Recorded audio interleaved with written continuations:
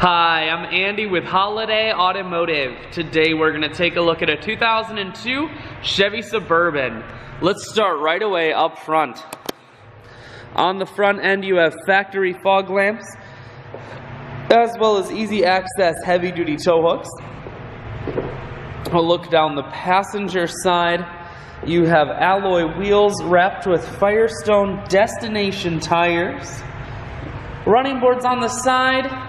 Inside, leather interior. Seats are clean all the way throughout.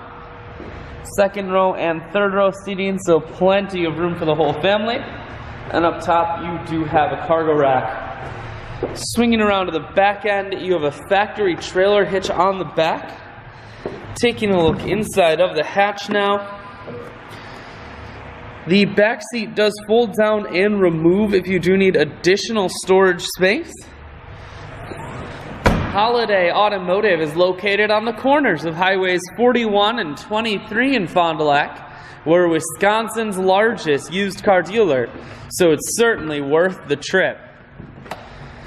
Both passenger and driver seats are heated seats, and the driver's side has 2-point memory controls. Four-wheel drive controls and cruise controls. Inside, full stereo, that includes your CD player.